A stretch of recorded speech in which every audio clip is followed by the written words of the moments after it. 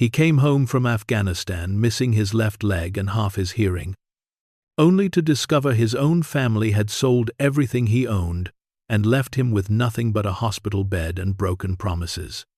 But when Marcus Thompson bought a crumbling war bunker for $3,000, the last money he had to his name, he wasn't just buying concrete and rust, he was buying revenge.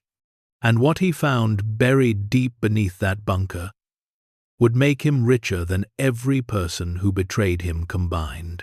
Before we dive into the story, make sure to smash subscribe because tomorrow we have an extra special story for you that will blow your mind. The fluorescent lights in the VA hospital hummed like angry wasps, casting everything in that sick yellow glow that made healthy people look dead and dying people look like ghosts.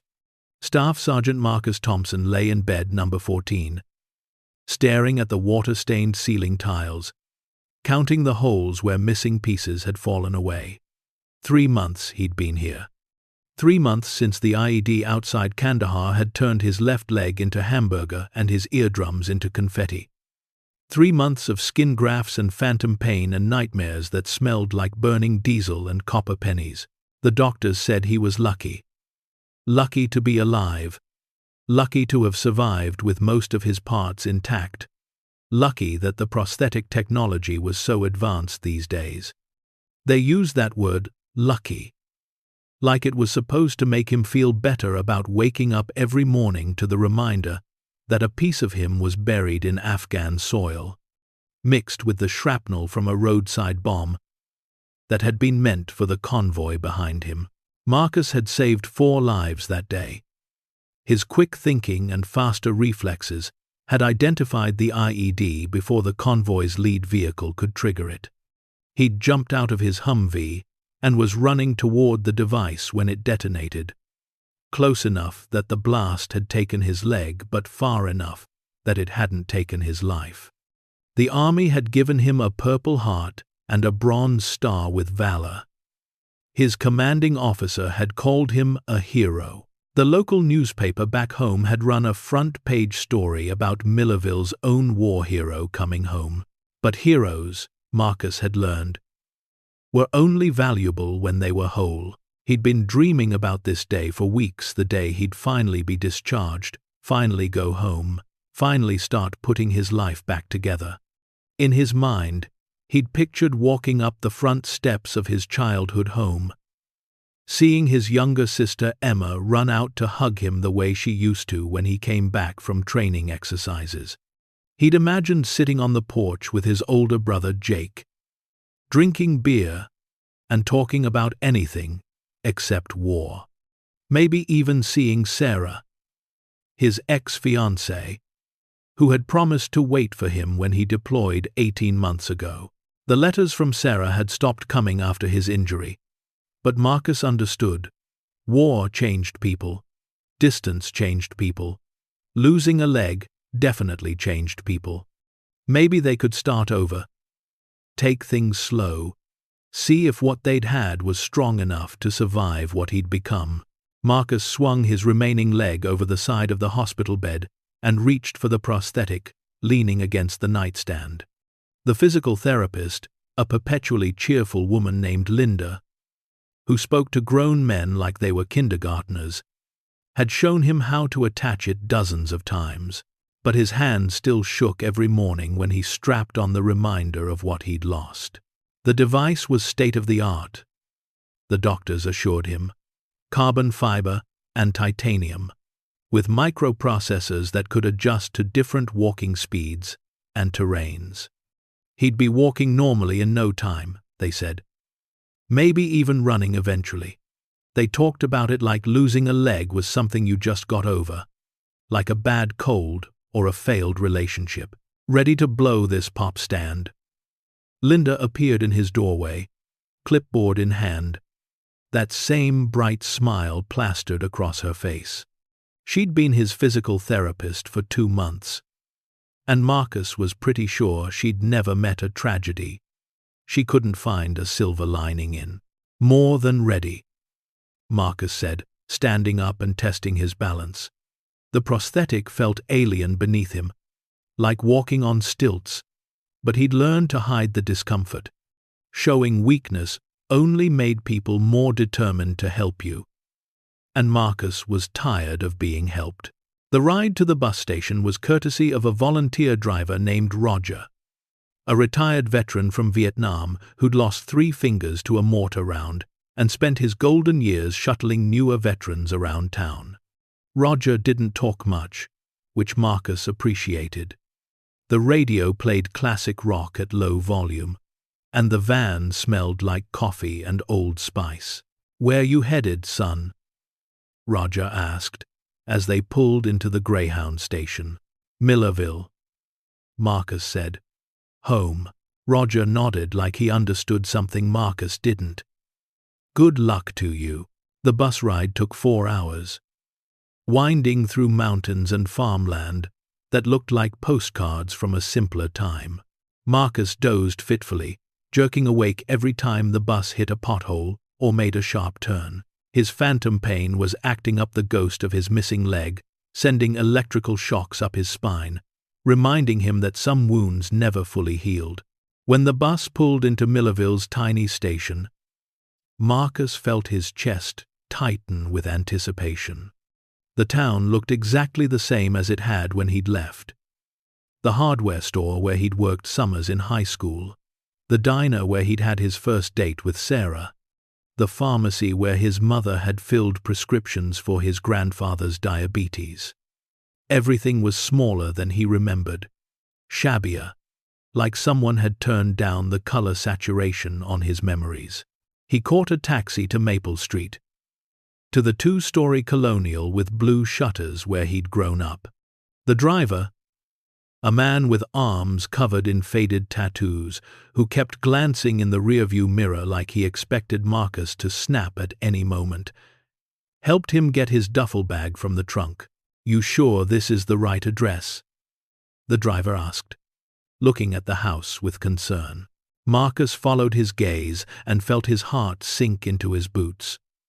The front yard, which his mother had always kept immaculate, was overgrown with weeds that reached knee-high. The blue shutters hung crooked, and several were missing entirely. Paint peeled from the siding like old scabs, and the front porch sagged under the weight of rotting boards. And there, planted in the middle of what used to be his mother's prize-winning rose garden, was a sign that made Marcus's blood turn to ice water. "Sold." "Yeah," Marcus said, his voice barely above a whisper. "This is it." He paid the fare and stood in the driveway, staring at the house that was no longer his home. The taxi pulled away, leaving Marcus alone with his duffel bag and the growing certainty that something was very, very wrong. The front door opened, and a stranger emerged. A young man in a business suit, maybe 28 years old, with perfect teeth and a haircut that cost more than Marcus's monthly disability check. He looked at Marcus with the kind of polite confusion reserved for lost tourists and door-to-door salesmen. "Can I help you?" the stranger asked. Marcus cleared his throat, trying to find his voice. "I'm looking for the Thompson family. This is their house." The man's expression shifted from confusion to understanding, to something that might have been embarrassment. Oh, you must be Marcus, the soldier. I'm really sorry, man. I'm David. My wife and I bought this place 6 months ago. 6 months ago. While Marcus was still in the hospital, still learning to walk again, still believing he had a home to come back to. "Where are they?" Marcus asked. "Where's my family?" David shifted uncomfortably, running a hand through his perfect hair. "Look, I don't know all the details. The realtor said there was some kind of family emergency. Medical bills, I think. They had to sell quickly." He paused, studying Marcus's face and the prosthetic that was barely concealed by his jeans. "They didn't tell you?" Marcus felt like he'd been hit by another IED. Except this time, the explosion was happening inside his chest. No. They didn't tell me. Jesus, David said softly. That's really messed up, man. Look, do you want to come in? I can make some calls. Try to track them down for you. Marcus shook his head, backing away from the porch that was no longer his. No. Thanks. But no. He turned and walked down Maple Street, his prosthetic clicking against the pavement with each step like a countdown timer. He didn't know where he was going. For the first time since he'd been injured, he literally had nowhere to go. The Millerville Public Library was the same as it had always been. A brick building that smelled like old books and forgotten dreams, staffed by librarians who looked like they'd been there since the Civil War. Marcus found a computer terminal in the back corner and logged into his online banking. His disability checks had been deposited regularly while he was in the hospital, and he'd saved most of the money since he hadn't been spending it on rent or food. The balance showed $3,412. It wasn't much, but it was enough to survive for a few months if he was careful, enough to rent a cheap apartment and start over from scratch. But first, he needed to understand what had happened to his family. It didn't take long to piece together the story. A quick search of public records showed that his childhood home had been sold to David and Linda Chen for $230,000. The sale had been handled by his brother Jake, who apparently had power of attorney while Marcus was hospitalized. Marcus dug deeper, his anger growing with each new piece of information he uncovered. Jake had also sold Marcus's truck, a Ford F-150, that had been paid off and worth at least $15,000. He'd sold Marcus's motorcycle, a Harley-Davidson that Marcus had spent 2 years restoring. He'd even sold Marcus's personal belongings, his tools, his clothes, his books, everything that had made the house feel like home. The money from all these sales had gone to pay off medical bills and family debts that Marcus hadn't even known existed. According to the records, his mother had been battling cancer for the past year, something no one had bothered to mention in their letters to Afghanistan. The treatment had been expensive, and the family's insurance hadn't covered everything. Marcus stared at the computer screen, the numbers blurring as his eyes filled with tears of rage and betrayal. While he'd been fighting for his country, nearly dying for his country, losing part of his body for his country, his own family had been systematically erasing him from existence. He found Jake's new address in the next town over Oakwood Estates, a fancy subdivision full of McMansions and manicured lawns. The house was worth at least $400,000, which meant Jake had done quite well for himself with the proceeds from selling everything Marcus owned. Emma was in college now, according to her Facebook page, a private university that cost more per year than Marcus made in disability payments. Her posts were full of pictures from sorority parties and spring break trips to Cancun. She didn't look like someone whose family was struggling with medical bills. Sarah had married someone else, a banker named Brad, and they'd honeymooned in Hawaii. Her wedding photos showed her in a dress that probably cost more than Marcus's prosthetic, surrounded by friends and family who all looked wealthy and happy and whole. Marcus closed the browser and sat back in the plastic chair, listening to the hum of the fluorescent lights overhead. The same sound as the hospital. The same sick yellow glow that made everything look diseased.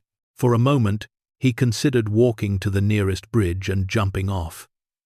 It would be easier than starting over with nothing. Easier than facing the fact that the people he'd fought for, the people he'd nearly died for, had betrayed him in the worst possible way. But then he remembered something his drill sergeant had said during basic training. The army doesn't make you stronger. It reveals how strong you already are. Marcus stood up, shouldered his duffel bag, and walked out of the library. He wasn't going to jump off any bridges. He was going to survive, and he was going to make sure everyone who had wronged him knew exactly what they'd thrown away. The motel on Route 9 was the kind of place where people went to disappear. Peeling paint, broken neon signs, and a parking lot full of vehicles that looked like they'd been abandoned by their owners years ago. The clerk was a woman in her 60s with grey hair and tired eyes, who'd clearly seen everything and been surprised by none of it. "How long you staying?" she asked, not looking up from her crossword puzzle. "I don't know yet," Marcus said. "Can I pay by the week?" Marcus, 200 cash. No questions asked. Marcus counted out the bills and took the key to room 17. The room smelled like cigarettes and industrial disinfectant, and the carpet was stained with substances he didn't want to identify. But it was a roof over his head, and it was his. He sat on the bed and opened his laptop, planning to look for job opportunities or apartment rentals. Instead, he found himself browsing real estate listings, looking at properties he could afford on his disability income. Most of the options were depressing. Trailer homes with busted windows, apartments in neighborhoods where gunshots were considered background music, tiny rooms in boarding houses, where the walls were so thin you could hear your neighbor's every thought. But then he found something that made him stop scrolling.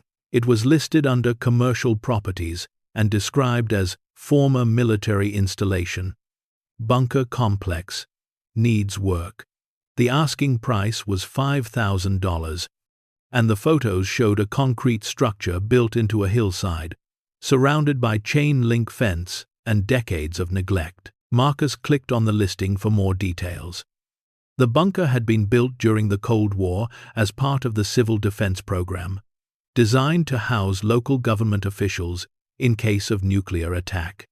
It had been abandoned since the early 1990s and had changed hands several times before ending up as government surplus. There was a phone number for the county assessor's office. Marcus dialed it before he could talk himself out of it. "Millerville County Assessor. This is Carol. Hi. I'm calling about the bunker property on County Road 47. The one that's listed for $5,000. Oh. That old thing." Carol sounded amused. "You're the first person to call about it in over a year. Most folks think it's haunted or radioactive or something. Are you looking to buy it? Maybe. Can I see it?" "Well, the county's pretty motivated to sell. We're not making any money on it, and it's just sitting there, attracting vandals and drug dealers. Tell you what, if you can meet me there tomorrow morning at 10, I'll show you around. But I have to warn you, it's not exactly move-in ready." Marcus looked around his motel room with its stained carpet and broken air conditioner. "That's okay. I'm used to rough conditions." The next morning, Marcus borrowed a bicycle from the motel's lost and found collection, a rusty 10-speed that had probably belonged to someone who'd checked out and never come back. His prosthetic made cycling awkward, but he was getting used to working around his limitations. County Road 47 was narrow and winding, cutting through dense woods that hadn't been logged in decades. The road surface was cracked and potholed, more like a trail than a proper highway. After about 3 miles, Marcus saw the chain-link fence rising through the trees like a metal spider web. The bunker was even more imposing in person than it had been in the online photos. It was built into a hillside like a concrete tumor, with a single entrance door marked by faded radiation warning signs. The fence around it was 10 feet tall and topped with razor wire, though someone had cut a hole in it large enough for a person to crawl through. Weeds grew up through cracks in the concrete, and graffiti covered the walls like electronic scars. But underneath the neglect, Marcus could see the bones of something substantial. This wasn't some flimsy structure thrown together by the lowest bidder. This was built to last. A county vehicle was parked beside the gate, and a woman in her 50s got out as Marcus approached. She wore a hard hat and carried a clipboard, and she looked at Marcus's prosthetic with the kind of professional sympathy that made him want to punch something. "You must be Marcus," she said, extending her hand. "I'm Carol Hansen, county assessor. I have to say, I appreciate you coming out here, but are you sure you know what you're getting into? This place has been abandoned for over 30 years. There's no electricity, no running water, and God knows what kind of structural damage." Marcus shook her hand, noting that her grip was firm and calloused. She was someone who worked with her hands, someone who understood that sometimes the best opportunities came disguised as disasters. "I've lived in worse places," Marcus said. Carol unlocked the gate and led him through the opening in the fence. The county inherited this from the federal government back in 1992. "We've tried to sell it a dozen times, but nobody wants it. Too expensive to demolish, too weird to develop. The last guy who bought it was going to turn it into a data center, but he went bankrupt before he could even get the permits." She produced a large key ring and found the right key for the bunker's entrance. The lock was military grade, designed to keep out everything from vandals to enemy soldiers. It opened with a heavy click that echoed in the morning air. "After you," Carol said, stepping aside. Marcus stepped through the doorway and immediately felt the temperature drop 20 degrees. The air inside was cool and dry, with a metallic taste that reminded him of the armored vehicles he'd ridden in Afghanistan. Emergency lighting flickered to life as they entered, powered by solar panels and battery backup systems that had somehow survived 3 decades of neglect. The main corridor was wide enough for 3 people to walk side by side, with concrete walls thick enough to withstand a nuclear blast. Doors branched off to the left and right, each one marked with faded stenciling. Communications, medical, storage, command center. The previous owner had an engineer inspect it about 5 years ago, Carol said, consulting her clipboard. Structurally, it's solid as a mountain. The ventilation system still works, and most of the electrical infrastructure is intact. You'd need to have utilities connected, but the bones of the place are good. Marcus walked slowly down the corridor, running his hand along the concrete wall. It was smooth and cool, like touching history itself. He'd lived in bunkers in Afghanistan, but those had been hastily constructed things, sandbags and plywood and prayers. This was different. This was built to last forever. They explored room after room, each one empty except for the ghosts of its original purpose. The command center still had maps on the walls, showing missile trajectories and fallout patterns that would never come to pass. The medical bay had examination tables bolted to the floor and cabinets that smelled like old antiseptic. The communications room was a maze of cable runs and equipment mounts, designed for radios and computers that were now museum pieces. But it was the commander's office that sealed the deal for Marcus. The room was larger than the others, with a massive desk made from solid oak and walls lined with empty bookshelves. There was a safe in one corner, its door standing open to reveal empty shelves. And there was something else, a window that looked into another room, though the glass was dark and Marcus couldn't see what was beyond it. "What's that room?" Marcus asked, pointing to the window. Carol consulted her clipboard, frowning. "I don't see it on the floor plan. Must be some kind of observation deck or storage area." Marcus tried the door beside the window, but it was locked with an electronic mechanism that had no power. The lock was different from the others, more sophisticated, more secure. "Probably just an equipment room," Carol said. though she sounded uncertain. Marcus stood in the commander's office, looking around at what could become his home. It would be like living in a tomb, buried alive in concrete and steel, but it would be his tomb. Nobody could take it away from him. Nobody could sell it while he was in the hospital, or give it to someone else because they needed money for medical bills. "I'll take it," Marcus said. Carol blinked in surprise. "Really?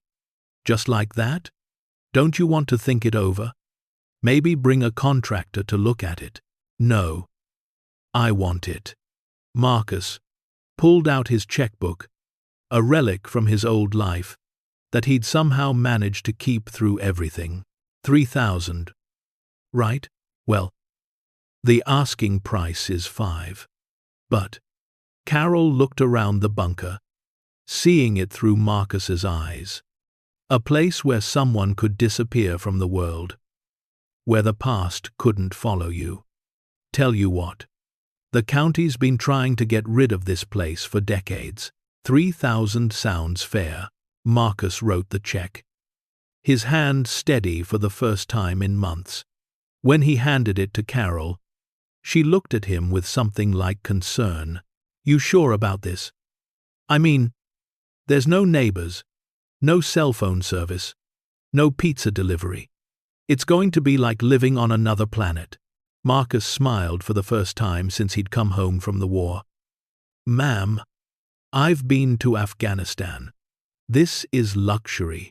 2 weeks later, Marcus moved into the bunker with nothing but his duffel bag, his laptop, and a determination to disappear from the world that had betrayed him.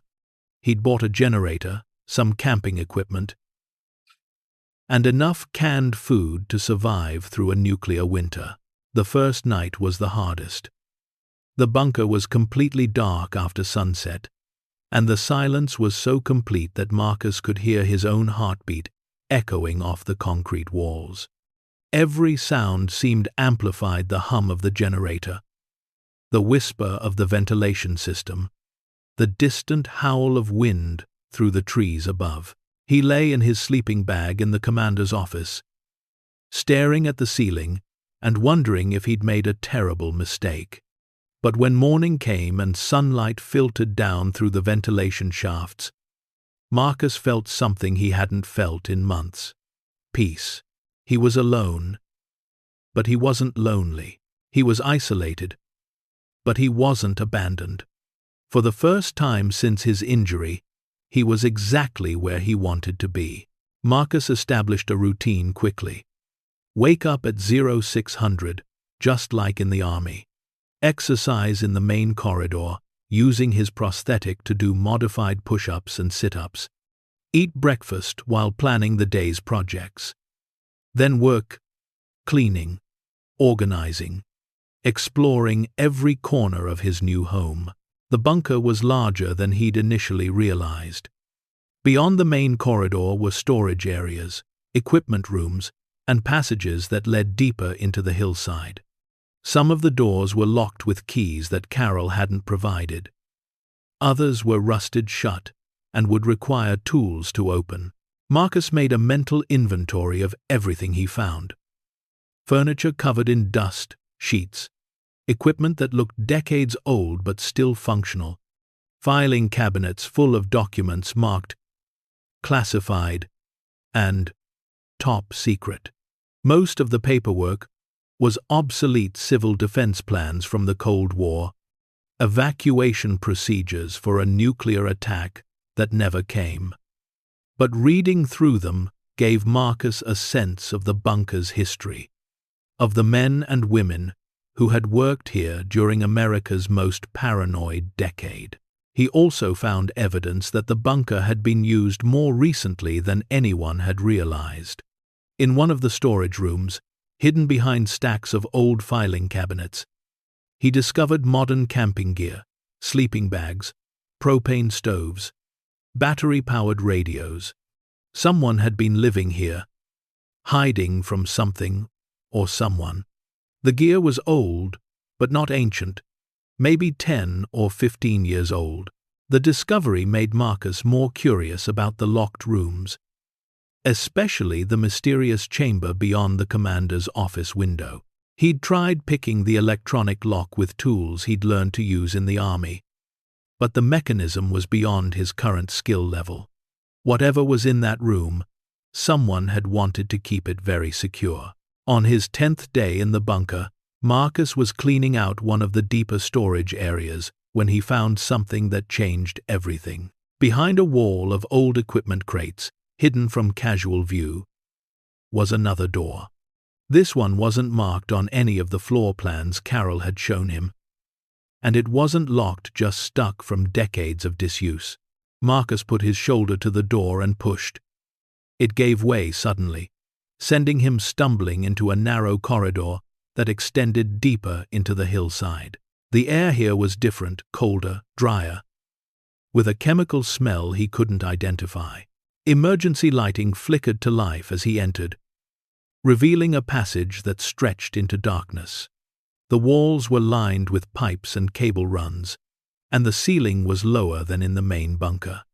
This wasn't part of the original civil defense installation.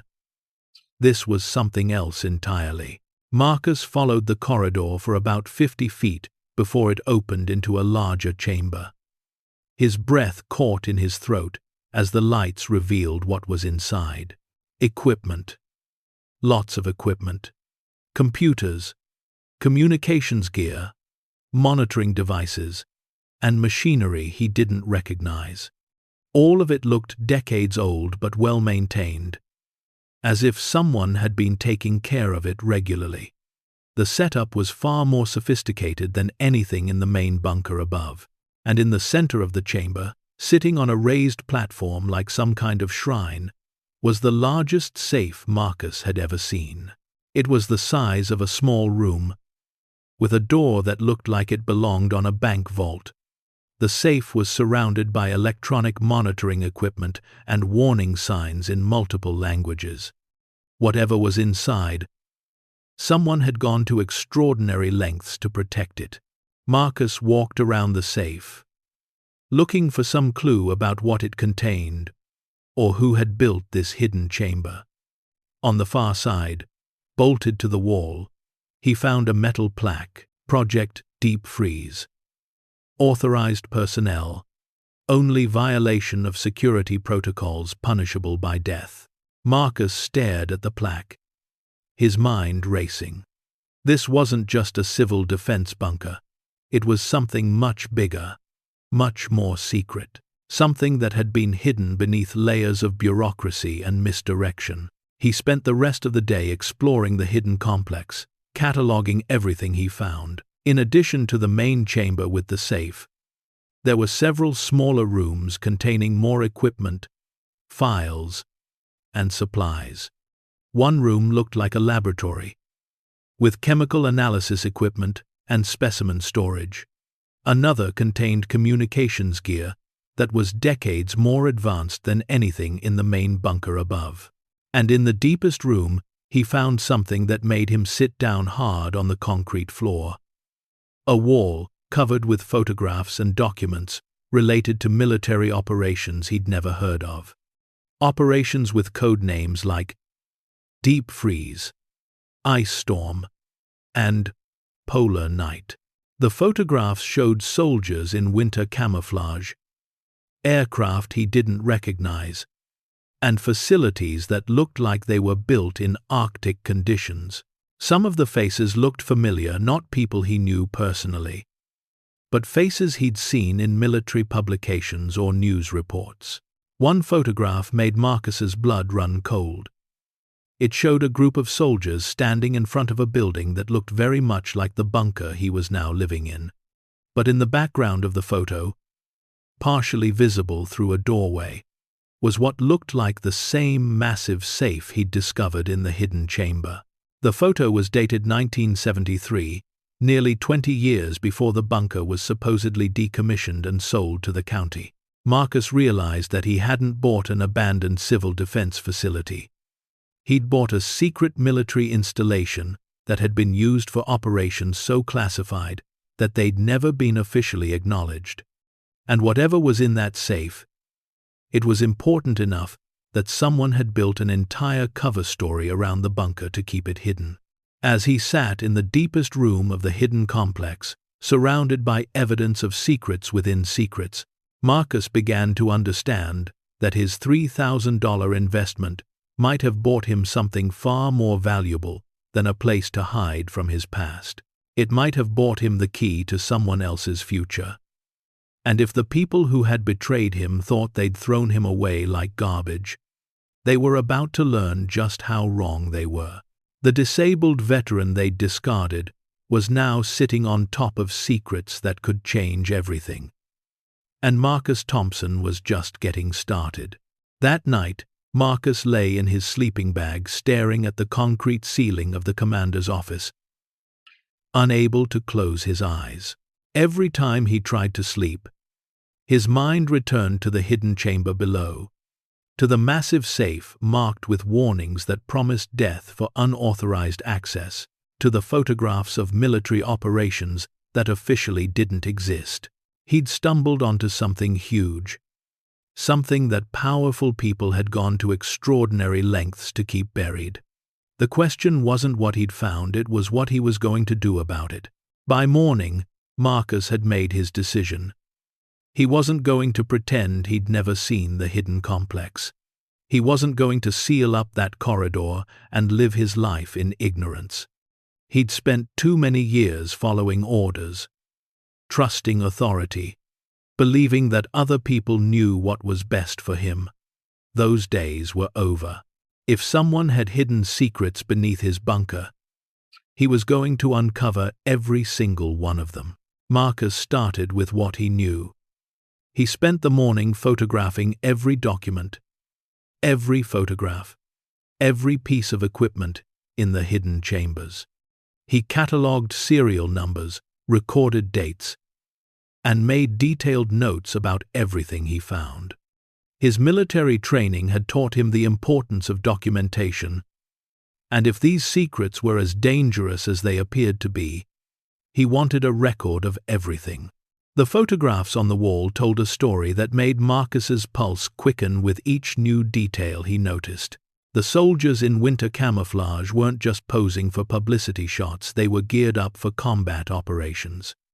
The aircraft in the background weren't standard military transports, they were specialized vehicles designed for covert insertion and extraction. And the facilities, shown in several photos, weren't temporary field installations. They were permanent structures built to support long-term operations in extreme environments.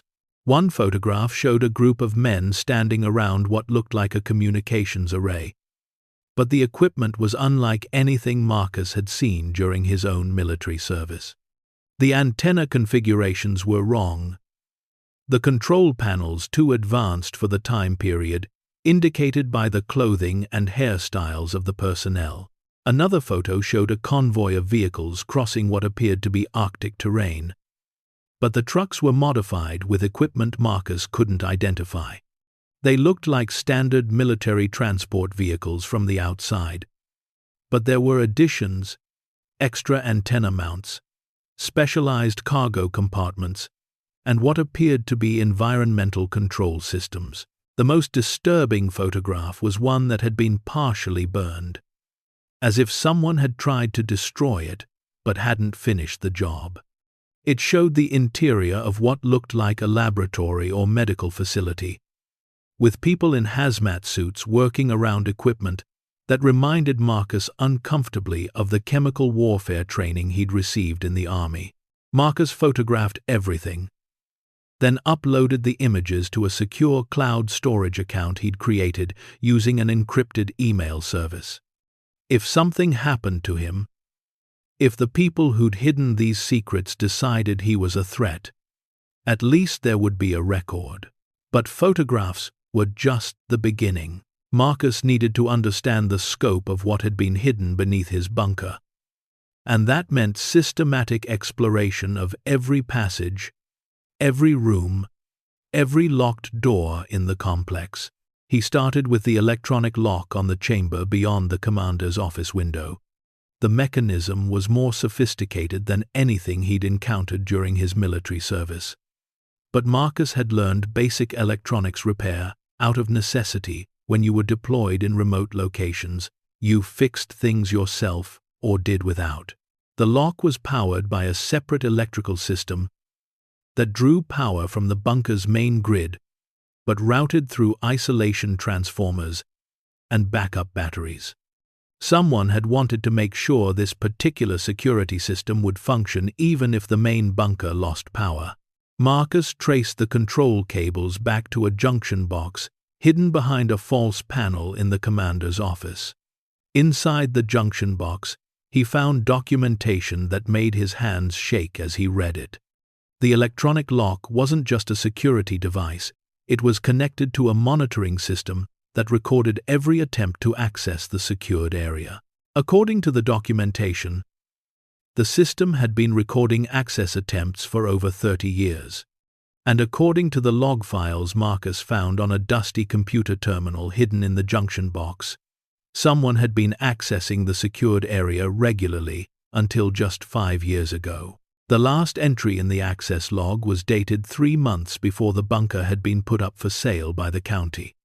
Someone had been using this facility for decades after it was supposedly decommissioned, and they'd only stopped coming just before the property was transferred to civilian ownership. Marcus spent the next week learning everything he could about the lock's electronic systems. The security protocols were military-grade, but the technology was decades old. With patience and the right tools, he might be able to bypass the lock without triggering any alarms. But first, he needed to explore the rest of the bunker complex. If there was one hidden chamber, there were probably others. Marcus began his systematic exploration with the main corridor, examining every wall panel, every junction box, every section of the ventilation system for signs of concealed passages. He'd learned building reconnaissance in the army, and the skills transferred perfectly to architectural investigation. It didn't take long to find the first anomaly. Near the medical bay, Marcus discovered that the ventilation duct configuration didn't match the blueprints Carol had shown him. According to the plans, there should have been a straight run of ductwork connecting the medical bay to the main air handling unit. Instead, the ducts made a detour through what should have been solid earth. Marcus followed the ductwork by sound, tapping on walls and listening for changes in the echo that would indicate empty spaces beyond. The detour led to a section of the bunker that wasn't shown on any of the official floor plans. A parallel corridor that ran alongside the main passage but was completely separated from it. Finding the entrance to the parallel corridor required 3 days of careful searching. The access point was hidden behind a false wall in the storage area, disguised to look like a standard utility panel. The mechanism that opened the wall was mechanical rather than electronic. A series of hidden latches that had to be operated in a specific sequence. Marcus figured out the sequence by studying wear patterns on the latches and testing different combinations until he heard the distinctive click of disengaging locks. When the false wall finally swung open, he found himself looking into another corridor identical to the main passage, but completely dark and silent. Emergency lighting activated as he entered, revealing a facility that was even more sophisticated than the hidden chamber he'd already discovered. This parallel corridor contained rooms marked with designations he didn't recognize: environmental control, specimen storage, data analysis, decontamination. Each room told a story that made Marcus more certain he'd stumbled onto something far beyond a simple civil defense installation. The environmental control room contained equipment for managing atmospheric pressure, temperature, and humidity with laboratory precision. The specimen storage room had freezers that were still functioning, though they were empty now. The data analysis room contained computer equipment that was decades ahead of anything that should have existed when the bunker was supposedly built. But it was the decontamination room that made Marcus's blood run cold. The space was lined with chemical shower units, radiation detectors, and medical equipment designed to treat exposure to hazardous substances. Whatever operations had been conducted in this bunker, they'd involved materials dangerous enough to require military-grade decontamination protocols. Marcus documented everything he found, but he was beginning to understand that he was in over his head. This wasn't just a hidden military facility. It was a complex that had been designed to support operations involving hazardous materials, advanced technology, and levels of security that suggested national security implications. He needed help, but he didn't know who he could trust. The people who'd hidden these secrets had connections throughout the military and intelligence communities. They'd managed to keep this facility operational for decades while maintaining its cover as a defunct civil defense installation. They had resources, influence, and the willingness to use lethal force to protect their secrets. Marcus was one disabled veteran living alone in the middle of nowhere, with no family support and no official backing. If he tried to expose what he'd found through normal channels, he'd probably disappear long before anyone in authority took him seriously. But he had one advantage that his enemies didn't know about. He had nothing left to lose. They'd already taken everything that mattered to him. His family had betrayed him, his country had discarded him, and his future had been reduced to disability checks and a bunker in the woods, which meant he was free to take risks that might destroy someone who still had something to protect. Marcus made his decision as he stood in the decontamination chamber, surrounded by evidence of secrets that could topple governments. He was going to find out exactly what had been hidden beneath his bunker, and then he was going to make sure the world knew about it. But first, he needed to get into that safe. The electronic lock on the chamber beyond the commander's office window turned out to be more sophisticated than Marcus had initially realized. But it also had a weakness that its designers probably hadn't anticipated. It was old. The encryption protocols were military-grade for their time, but computer security had advanced dramatically since the system was installed. What had been unbreakable in 1973 was merely difficult in 2015. Marcus spent 2 weeks researching the lock's specifications online, using his laptop's cellular connection to access technical databases and hacker forums.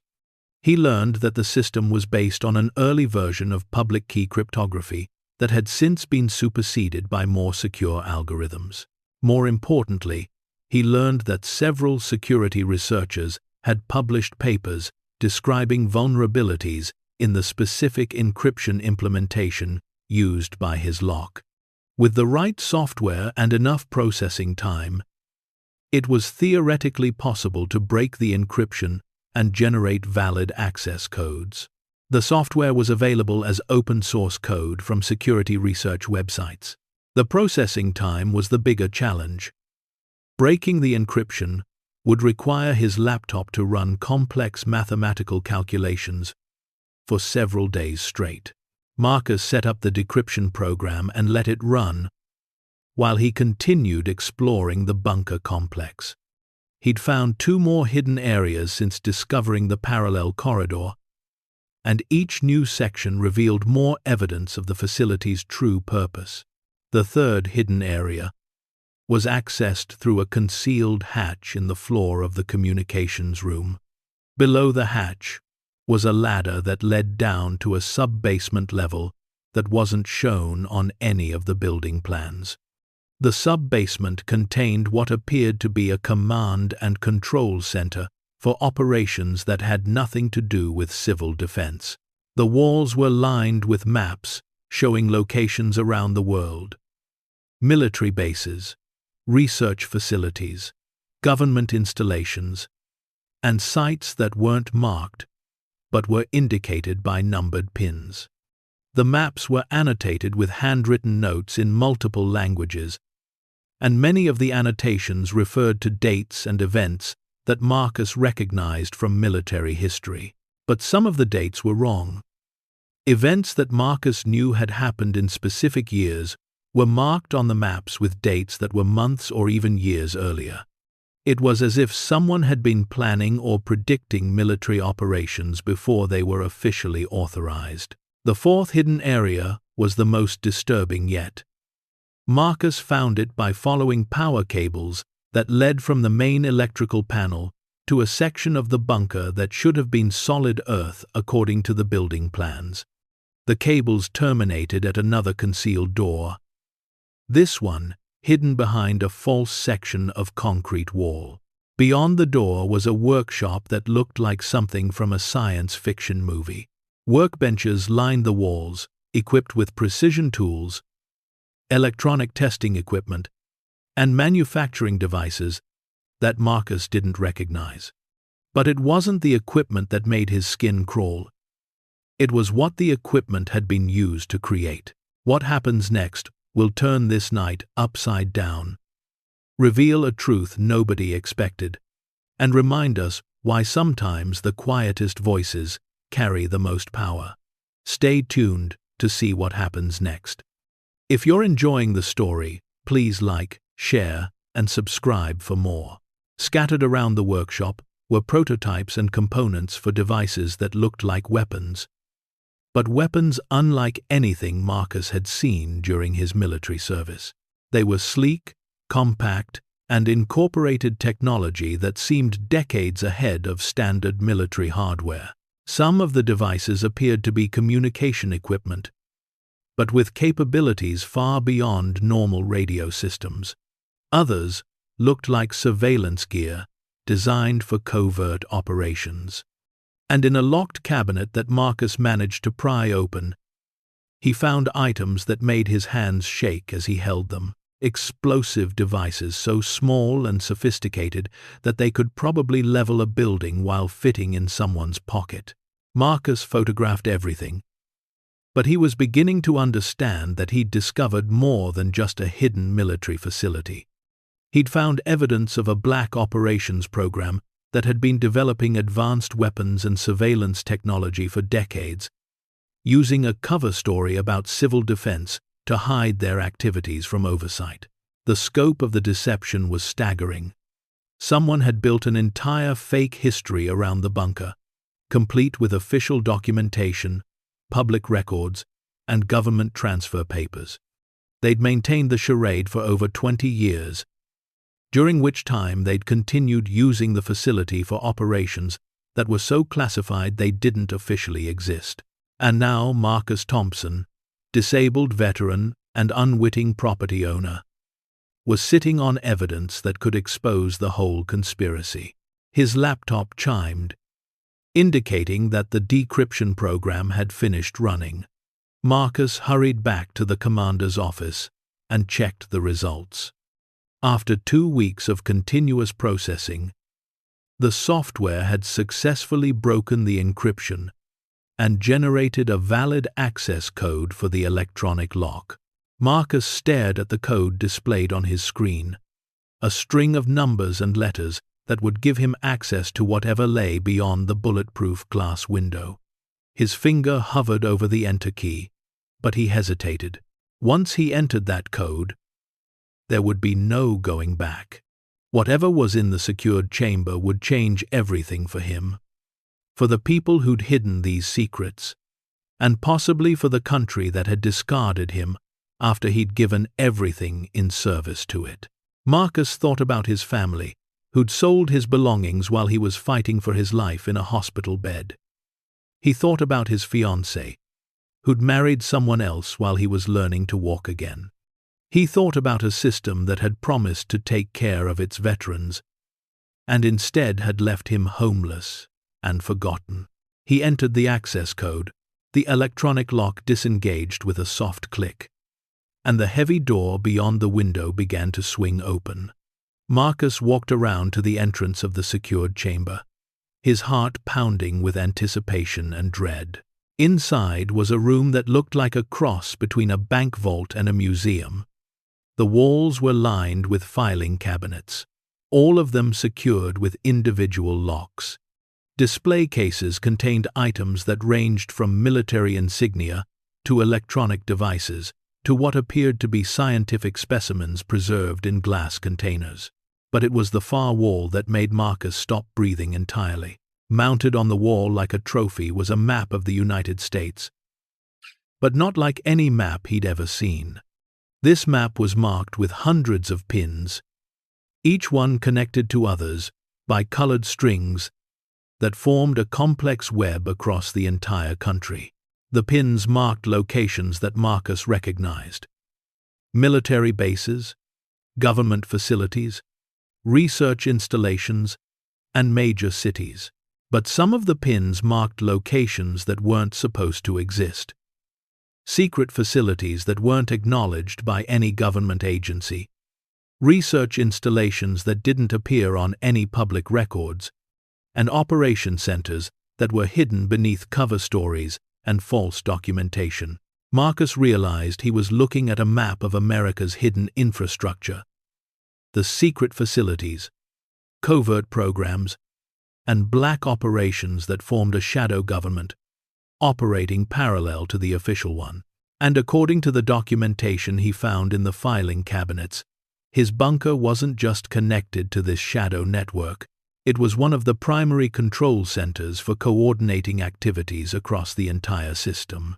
Marcus spent the rest of the day reading through files that detailed operations spanning decades of American history. Assassinations that had been disguised as accidents, foreign governments that had been toppled by seemingly spontaneous revolutions, terrorist attacks that had been orchestrated to justify military interventions, and domestic incidents that had been engineered to support specific political agendas.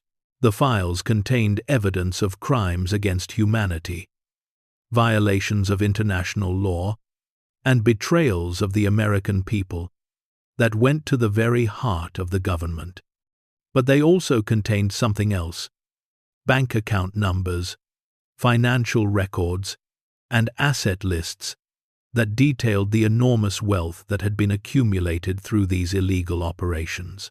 According to the documents Marcus found, the bunker wasn't just a command center for black operations. It was also a repository for the profits from those operations. Money that had been stolen, extorted, and laundered through decades of covert activities. And according to the most recent financial statements in the files, that money was still here, hidden somewhere in the bunker complex, protected by security systems that Marcus was only beginning to understand. Marcus closed the files and sat back in the secured chamber, surrounded by evidence that could destroy the careers and lives of some of the most powerful people in America. He'd bought a bunker for $3,000, thinking he was purchasing a place to hide from his past. Instead, he'd bought the key to exposing the biggest conspiracy in American history. But as he stared at the map on the wall, with its web of connections spanning the entire country, Marcus began to understand something that chilled him to the bone. The people who'd created this network weren't just powerful, they were still in power. They still had access to resources, personnel, and weapons that could eliminate any threat to their operations. And Marcus Thompson had just become the biggest threat they'd faced in decades. His old life was over. His family had betrayed him, his country had discarded him, and his future had been reduced to survival on disability payments. But this discovery changed everything. He wasn't just a disabled veteran anymore. He was the only person who knew where the bodies were buried, where the money was hidden, and how the most powerful conspiracy in American history really operated. The question was, what was he going to do about it? Marcus stood up and walked to the map on the wall, studying the web of connections that linked secret facilities across the country. Somewhere in this network was the safe he'd seen in the main chamber. And somewhere in that safe was enough money to fund his own operations against the people who'd created this system. He'd come to the bunker looking for a place to disappear.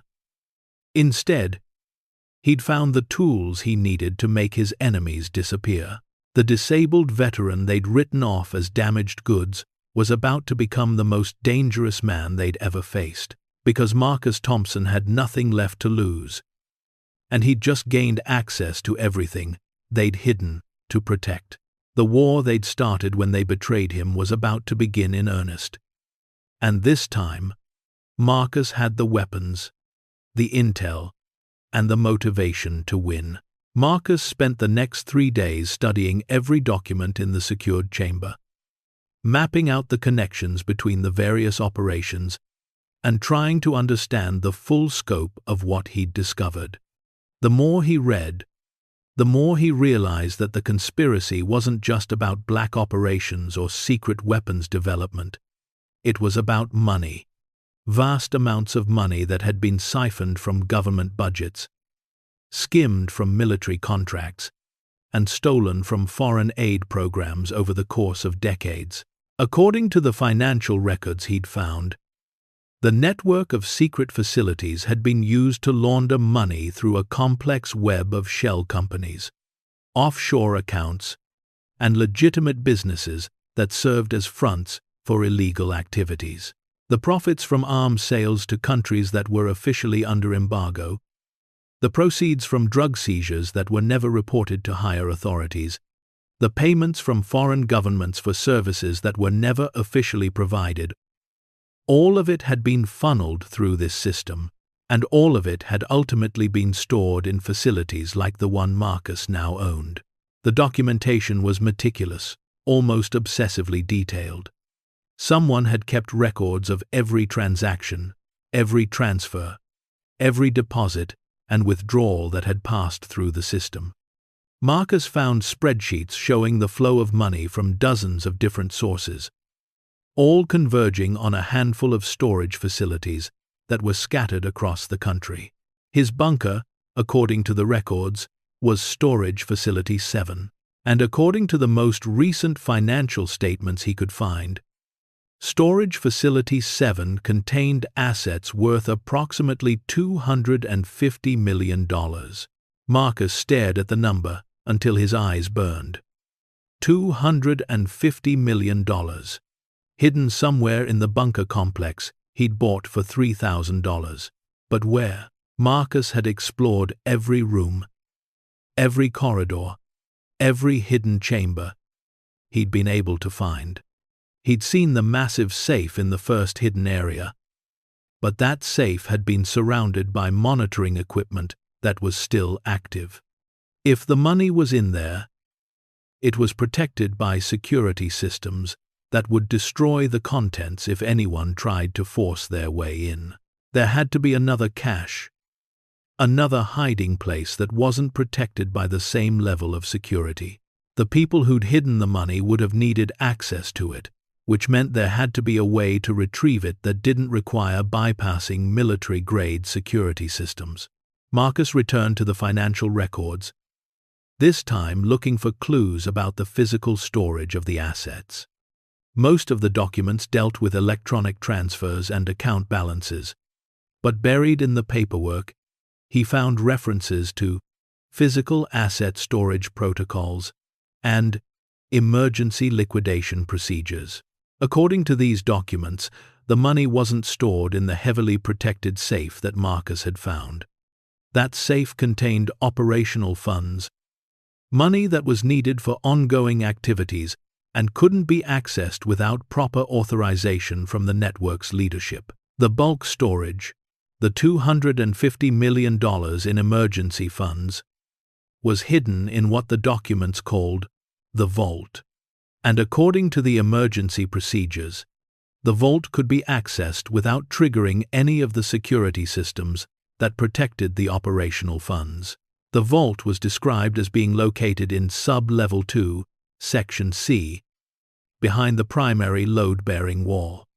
Marcus consulted the building plans that Carol had shown him, but there was no Sub-Level 2 indicated on any of the official documents. which meant he needed to find another way down. Marcus spent the rest of the day searching for access to a lower level that wasn't shown on any of the building plans. He'd already discovered that the bunker was much larger than the official documentation indicated, but he'd assumed that all of the hidden areas were on the same level as the main facility.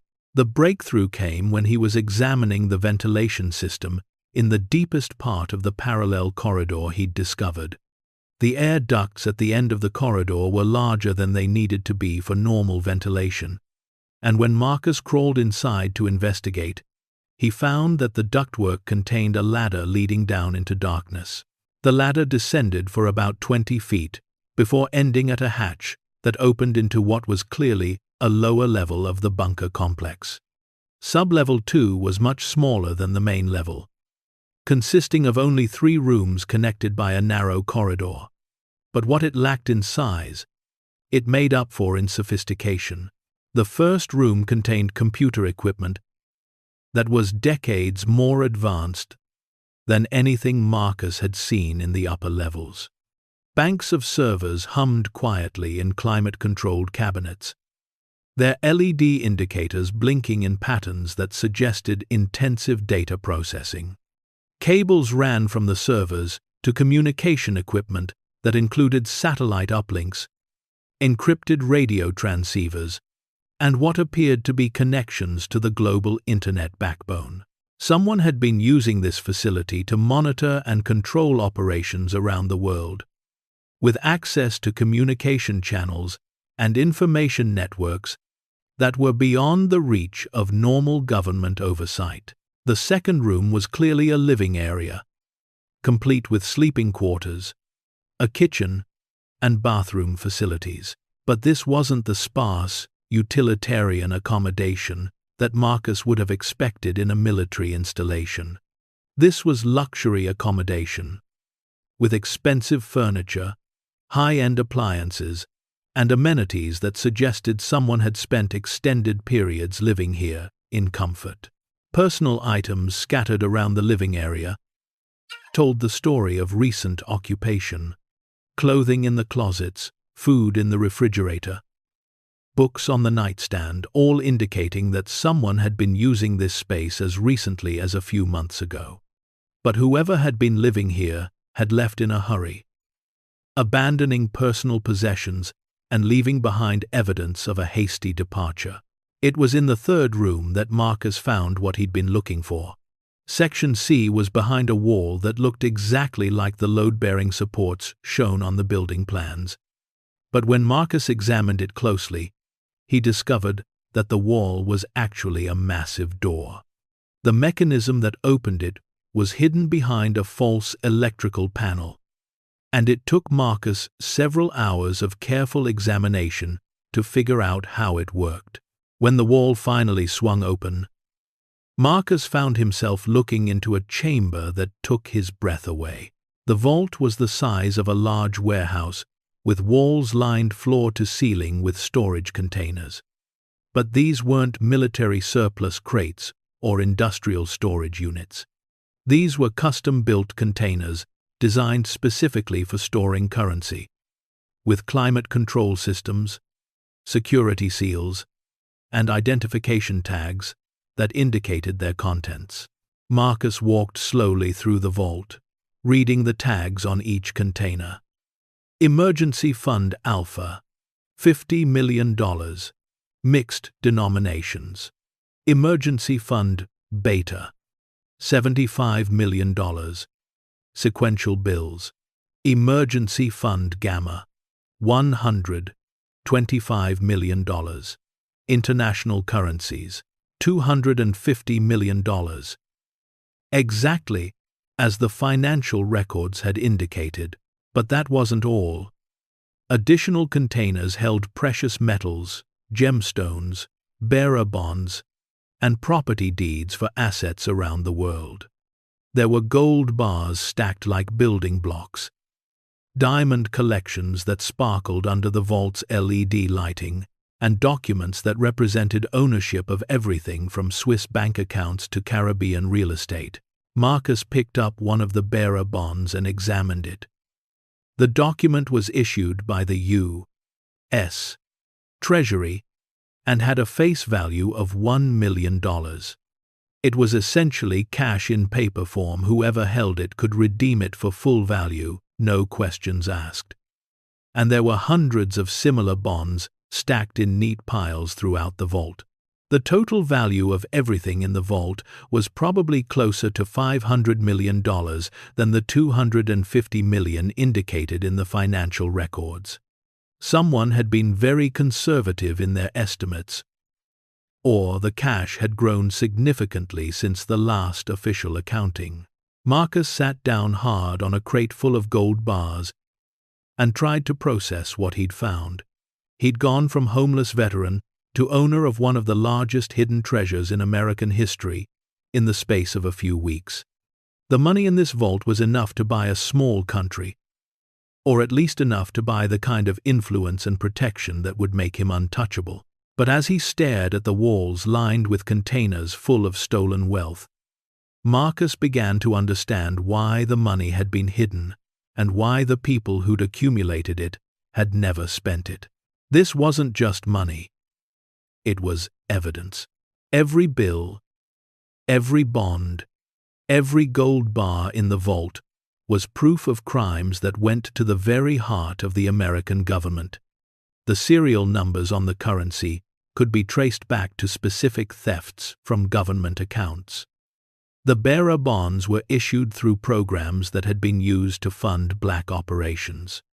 The gold had been extracted from countries whose governments had been toppled by the same network that had built this facility. Anyone who tried to spend this money would immediately become a target for investigation by every law enforcement agency in the world. The people who'd hidden it here hadn't been saving it for retirement. They'd been keeping it as insurance, as leverage to be used against anyone who threatened to expose their operations. And now Marcus Thompson, disabled veteran and accidental property owner, was sitting on evidence that could bring down governments, destroy careers, and possibly start a war. His hands were shaking as he pulled out his phone to take pictures of the vault's contents. But before he could activate the camera, his phone buzzed with an incoming call. The number was blocked, but something told Marcus he should answer it. "Hello, Sergeant Thompson." The voice was calm, professional, with the kind of authority that suggested its owner was used to being obeyed. "I believe you've been exploring your new property quite thoroughly." Marcus's blood turned to ice. Someone knew what he'd found. Someone had been watching him. "Who is this?" Marcus asked, trying to keep his voice steady. "Someone who has a great deal of interest in the facility you've purchased. Someone who would very much like to discuss the terms of your continued ownership." Marcus looked around the vault, suddenly realizing that the surveillance equipment he'd seen throughout the bunker complex wasn't just for monitoring the security systems. Someone had been watching his every move since the day he'd moved in. "What do you want?" Marcus asked. "I want to offer you a choice, Sergeant. You can walk away from this facility right now, tonight, and receive compensation that will ensure your comfortable retirement for the rest of your life. Or you can continue your exploration and face consequences that will be far less pleasant." Marcus felt anger rising in his chest, the same fury that had sustained him through months of betrayal and abandonment. "I'm not going anywhere. This is my property, legally purchased and legally owned. Whatever you people have been doing here, it's over." There was a long pause on the other end of the line. Then the voice spoke again, and this time there was no pretense of politeness. "Sergeant Thompson, you are currently standing in a facility that contains classified materials related to ongoing national security operations. You are in violation of federal law, and you are in possession of assets that belong to the United States government. You have exactly 24 hours to vacate the premises and turn over all materials you have removed from secure storage areas. And if I refuse, then you will be treated as an enemy combatant who has compromised national security operations. And enemy combatants, Sergeant Thompson, do not have the same legal protections as American citizens. The line went dead. Marcus stared at his phone, his mind racing. Someone with serious government connections knew about his discovery, and they were giving him 24 hours to disappear. The threat wasn't subtle: cooperate or be eliminated. But Marcus had survived an IED blast in Afghanistan, betrayal by his own family, and months of living with nothing but determination and stubbornness. He wasn't about to be intimidated by anonymous threats from the same kind of people who'd hidden secrets beneath his bunker in the first place. Marcus began moving quickly through the vault, photographing everything he could and selecting items that would serve as evidence of what he'd found. He couldn't take everything, there was too much, and it was too heavy to move quickly. But he could take enough to prove that the cache existed, and to demonstrate the scope of the conspiracy he'd uncovered. He filled a military surplus duffel bag with bearer bonds, financial documents, and a selection of gold coins that were small enough to carry, but valuable enough to fund whatever came next. The total value of what he took was probably less than 1% of what was in the vault, but it was enough to change his life forever. More importantly, it was enough to give him the resources he needed to fight back against the people who'd threatened him. As Marcus prepared to leave the vault, he noticed something he'd missed during his initial exploration. In the far corner of the chamber, hidden behind stacks of currency containers, was a workstation with computer equipment that was still active. The monitors showed real-time surveillance feeds from locations around the world: military bases, government buildings, research facilities, and other sites that Marcus couldn't identify. But what made his heart stop was one of the feeds that showed the interior of his own bunker, specifically the vault where he was currently standing. Someone wasn't just watching him through hidden cameras, they were broadcasting his activities to other locations in real time. Anyone with access to the surveillance network knew exactly what he'd found and exactly what he was taking. Marcus looked directly into the camera and held up his middle finger. Then he grabbed the duffel bag and headed for the exit. He had work to do, and he had less than 24 hours to do it. But before he left the vault, Marcus made one more stop at the workstation. The computer system was password protected, but it was also running an automatic backup program that was uploading files to remote servers. Marcus didn't have time to break the encryption on the system, but he could interrupt the backup process and see what files were being transmitted. What he found made him smile for the first time since receiving the threatening phone call. The system was automatically uploading financial records, operational summaries, and personnel files to backup servers around the world. Every transaction that had passed through the network, every operation that had been conducted from the facility, every person who had been involved in the conspiracy, all of it was being preserved in digital form and stored on servers that were beyond the reach of the people who'd built the network. Someone had been keeping insurance policies against their own organization, and now Marcus had access to that insurance. Marcus quickly copied the backup files to a portable drive and added it to his duffel bag. The files contained enough information to expose the entire network, identify the people who'd been running it, and trace the flow of money back to its original sources. He wasn't just carrying evidence anymore. He was carrying the keys to the kingdom. As Marcus climbed back up to the main level of the bunker, he could hear vehicles approaching on the road outside. His 24-hour deadline had apparently been optimistic. Someone was coming for him now. Marcus grabbed his laptop and his few personal possessions, then headed for the emergency exit he'd discovered during his exploration of the facility. The exit led to a concealed opening in the hillside about half a mile from the main entrance, hidden by brush and camouflaged to look like a natural rock formation. As he climbed out of the bunker and into the cool night air, Marcus could see vehicles surrounding the main entrance: black SUVs, military-style trucks, and men in tactical gear who were preparing to assault the facility. They were too late. Marcus Thompson was already gone, and he'd taken with him the evidence that would destroy the network that had been operating beneath his bunker for decades.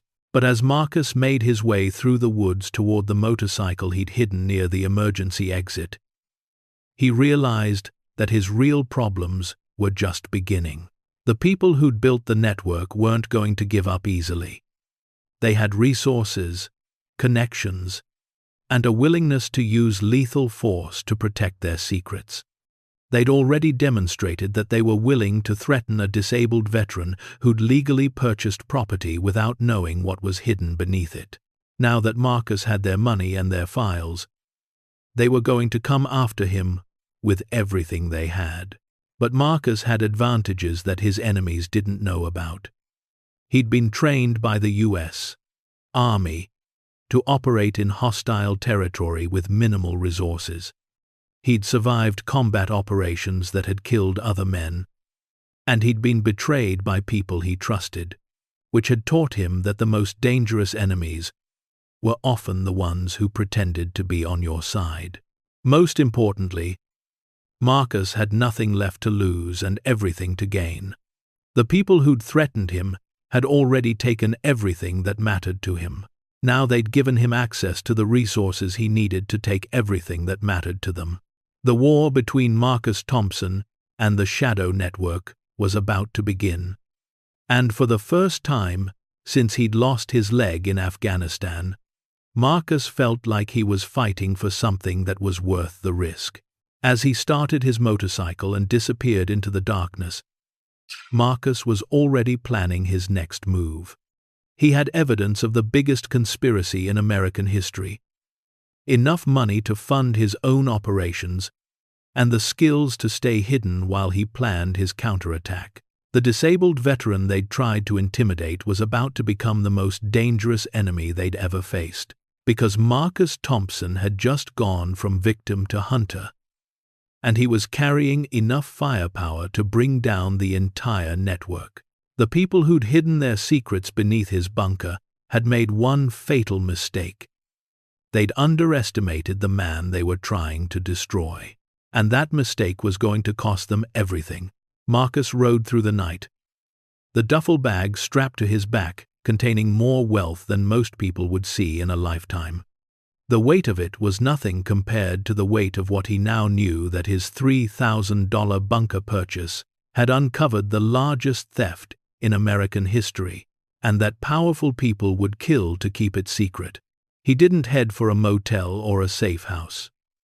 Instead, Marcus rode to the one place where he could think clearly, where he'd learned to plan and strategize. The 24-hour diner on Route 52, where long-haul truckers stopped for coffee and conversation. The kind of place where nobody asked questions and everyone minded their own business. Marcus ordered black coffee and sat in a corner booth, his back to the wall, where he could see everyone who came and went. The duffel bag rested at his feet, casual as a gym bag, giving no hint that it contained evidence that could topple governments. For the first time since discovering the vault, Marcus allowed himself to think beyond immediate survival. He had resources now more than enough to disappear, to buy a new identity, to start over somewhere far from the reach of the people who'd threatened him. He could live comfortably for the rest of his life on just the gold coins in his bag. But as Marcus sipped his coffee and watched the truckers come and go, he realized that running wasn't what he wanted. He'd been running since the day he came home from Afghanistan, running from his injury, from his family's betrayal, from a future that seemed to hold nothing but disappointment. Now, for the first time in years, he had the power to stop running and start fighting back. Marcus pulled out his laptop and connected to the diner's Wi-Fi. His first task was to secure the evidence he'd gathered. Using encrypted email accounts and secure cloud storage services, he uploaded copies of the financial records, surveillance footage, and operational documents to servers around the world. If something happened to him, the evidence would automatically be released to journalists, congressional investigators, and foreign intelligence agencies. Then he began researching the people whose names appeared in the files he'd taken from the bunker. The network that had been operating beneath his property wasn't just a group of rogue agents. It included current and former officials from the Pentagon, the CIA, the State Department, and major defense contractors. People who were still in positions of power, still making decisions that affected millions of lives. But Marcus didn't start with the most powerful conspirators. He started with the people who'd betrayed him personally. His brother Jake's real estate empire turned out to be built on land deals that were suspiciously profitable. Properties purchased for pennies on the dollar from families facing foreclosure, then flipped to developers with connections to government contracts. The profits from those deals had been funneled through shell companies that appeared in the bunker's financial records. Jake hadn't just stolen Marcus's inheritance to pay family debts. He'd used that money as seed capital to join the same network of corruption that had hidden hundreds of millions beneath Marcus's bunker. Emma's private university education was being paid for by a scholarship from a foundation that existed only on paper, a front organization used to launder money through fake charitable contributions. Sarah's banker husband worked for a financial institution that had processed transactions for the shadow network, helping to move stolen money through legitimate banking channels. Marcus's family hadn't just betrayed him out of desperation or greed. They'd betrayed him to become part of the same system that had been stealing from the American people for decades. The next morning, Marcus made his first move. He walked into Jake's real estate office in Oakwood Estates at exactly 9 a.m., wearing his military dress uniform with all his ribbons and medals visible. The Purple Heart, the Bronze Star with Valor, the Combat Action Badge, all the decorations that proved what he'd sacrificed for his country. The receptionist, a young woman who probably made more in a month than Marcus received in disability payments, looked up with practiced politeness that faltered when she saw his prosthetic and the hardness in his eyes. "I'm here to see Jake Thompson," Marcus said. "Tell him his brother Marcus is here to discuss family business." Jake emerged from his office within minutes, his face pale and his hands shaking. He'd gained weight since Marcus had last seen him, the soft prosperity of a man who'd never missed a meal or worried about next month's rent. His suit probably cost more than Marcus's motorcycle. "Marcus," Jake said, trying to force a smile, "this is unexpected. How did you find me?" "It wasn't hard," Marcus replied. "Amazing what you can discover when you know where to look." They went into Jake's office, which was decorated with photographs of properties he'd developed and certificates from business organizations that praised his contributions to the community. Missing from the walls were any pictures of Marcus or any acknowledgement of the family that had been destroyed to build Jake's success. "Look, Marcus, about what happened with the house," Jake began. "Stop." Marcus held up his hand. "I didn't come here for apologies. I came here to offer you a choice." Jake's face went from pale to white. "What kind of choice?" Marcus pulled a manila folder from his jacket and placed it on Jake's desk. Inside were financial records showing the flow of money from Marcus's stolen inheritance into Jake's first property deals, and from there into the larger network of corruption that the bunker files had revealed. "I know about the land deals," Marcus said quietly. "I know about the shell companies, the fake foundations, The money laundering. I know you didn't just steal from me. You used what you stole to buy your way into a criminal conspiracy. Jake stared at the documents, his face cycling through confusion, recognition, and terror. Where did you get these? That doesn't matter. What matters is what happens next. Marcus leaned forward. You're going to liquidate every asset you've acquired with stolen money. Every property, every investment, every penny that can be traced back to what you took from me.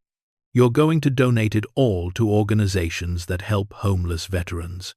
That's everything, Jake whispered. That's my entire business. Yes, it is. Marcus stood up.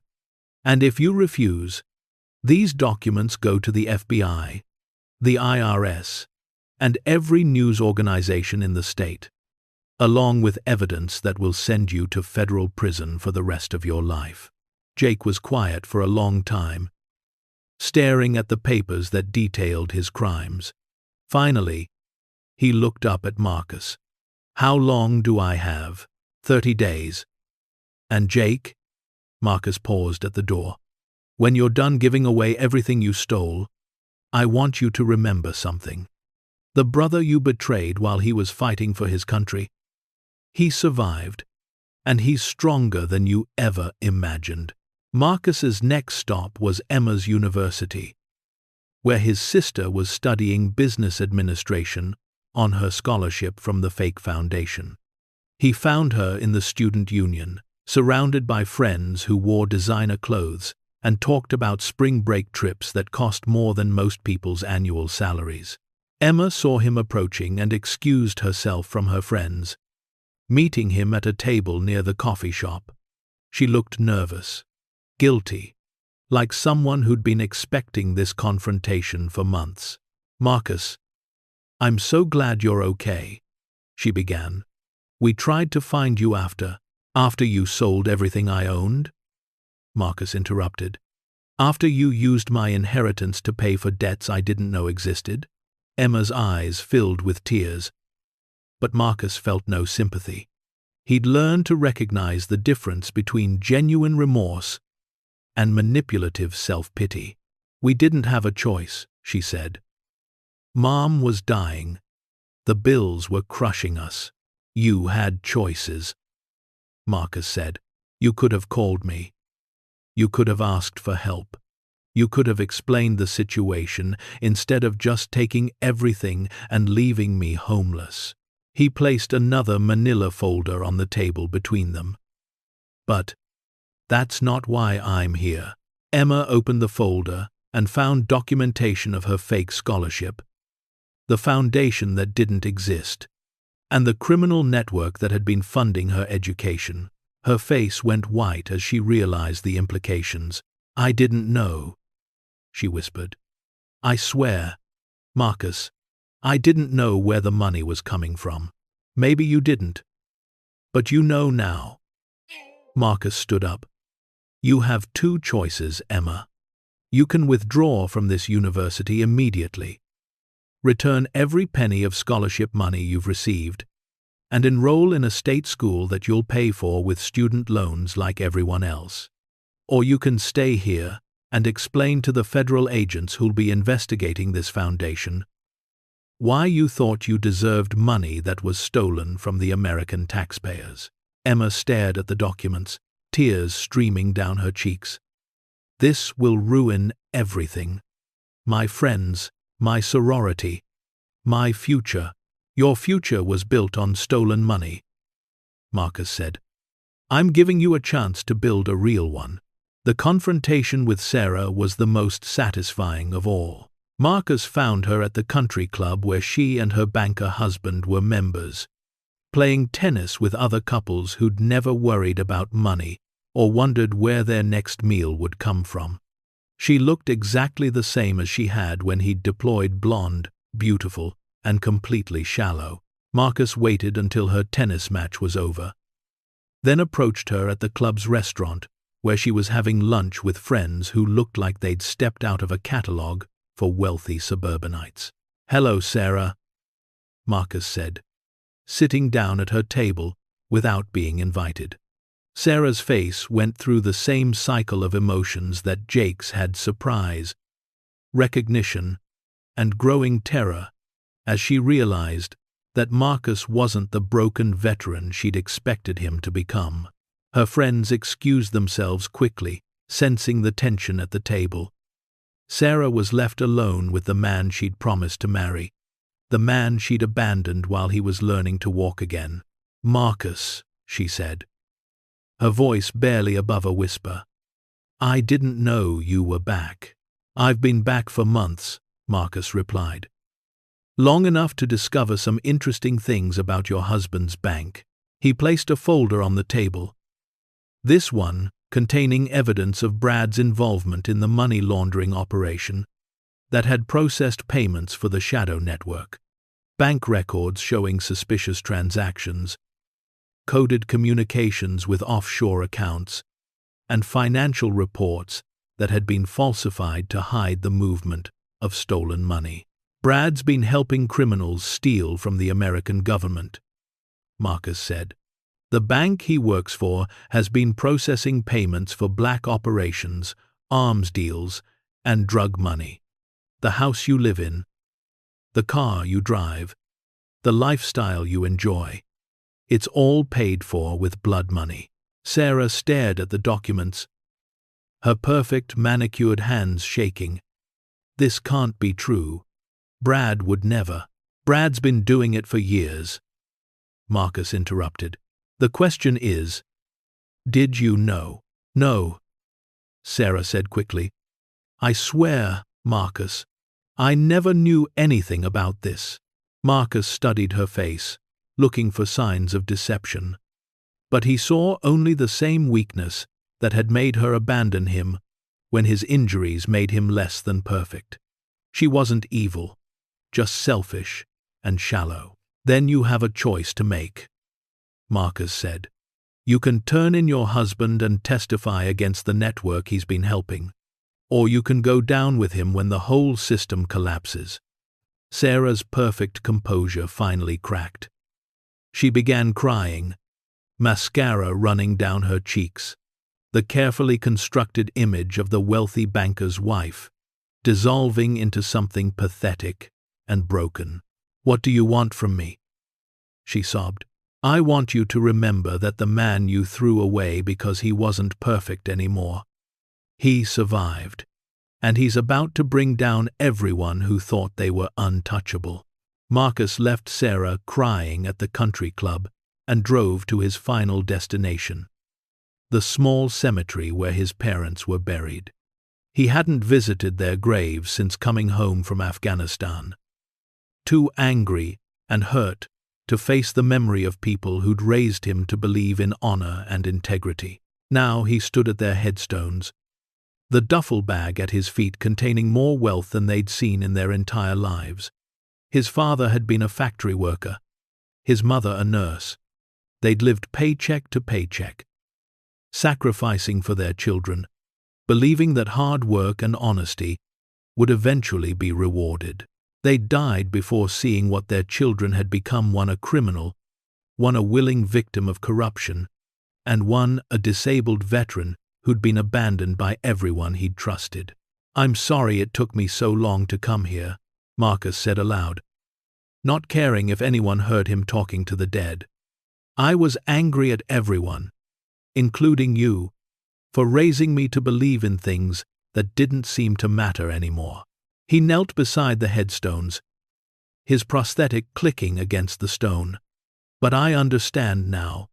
You didn't teach me to be honest, because the world would reward it. You taught me to be honest, because that's how I could live with myself." Marcus pulled out his phone and made a call to the FBI field office in Washington, D.C. When the duty officer answered, Marcus identified himself and said he had evidence of a criminal conspiracy involving current and former government officials. "I need to speak with whoever handles public corruption cases," Marcus said, "and you're going to want to clear your calendar for the next 6 months. 3 months later, Marcus stood in a congressional hearing room, his hand raised as he swore to tell the truth about everything he'd discovered beneath his $3,000 bunker. The room was packed with reporters, investigators, and government officials who'd been implicated in the largest corruption scandal in American history. The shadow network that had operated beneath his property was being systematically dismantled. Dozens of officials had been arrested, including several current members of Congress and a former Secretary of Defense. Foreign assets were being seized, shell companies were being dissolved, and the flow of stolen money was being traced back to its sources. Marcus had become the most important witness in the most significant corruption investigation since Watergate. But more than that, he'd become something he'd never expected to be: wealthy. The federal government had offered him a substantial reward for providing evidence that led to the recovery of stolen assets.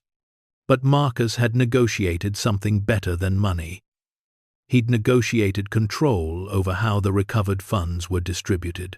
$250 million in stolen money was being returned to the programs it had been stolen from. But Marcus had insisted that a significant portion be used to establish a foundation for homeless veterans, providing housing, medical care, and job training for men and women who'd been discarded by the same system that had hidden secrets beneath his bunker.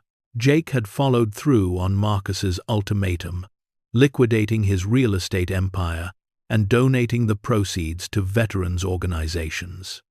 Emma had transferred to a state university and was studying social work, planning to dedicate her career to helping the people her family had ignored for so long. Sarah had turned state's evidence against her husband and was now working as a bank teller, learning what it meant to earn an honest living for the first time in her life.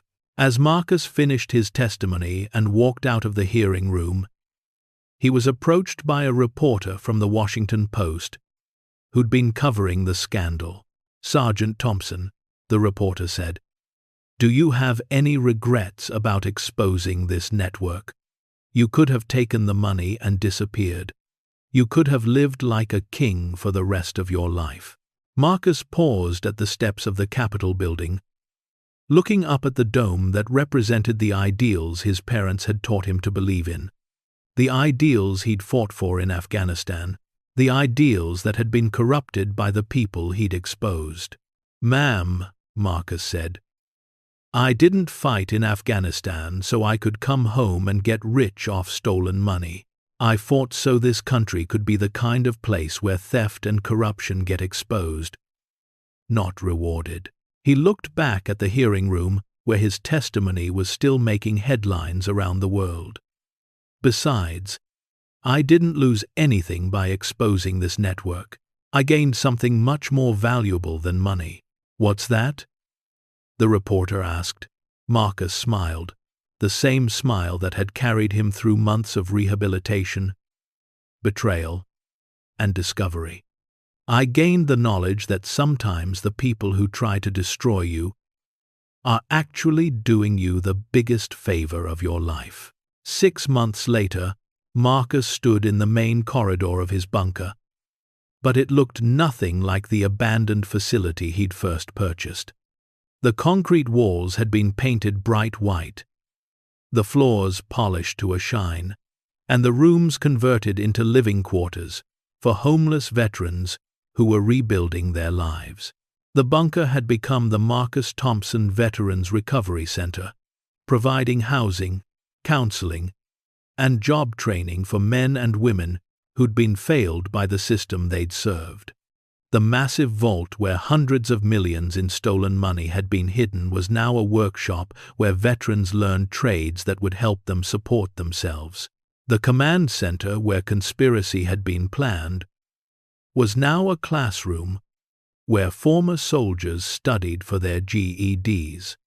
The decontamination chamber where evidence had been destroyed was now a medical clinic, providing free healthcare to people who couldn't afford treatment anywhere else. Marcus lived in the commander's office, The same room where he'd first slept on a concrete floor, with nothing but a sleeping bag and bitter determination. Now it was furnished with furniture bought with his reward money, decorated with photographs of the veterans who'd been helped by the foundation he'd established. But the most prominent decoration was a framed copy of the deed to the bunker property, signed by Carol Hansen of the Millerville County Assessor's Office. The document that had seemed like the end of his old life had actually been the beginning of something much greater. On the first anniversary of his purchase of the bunker, Marcus hosted a celebration for the veterans who were living there and the volunteers who'd helped build the recovery center.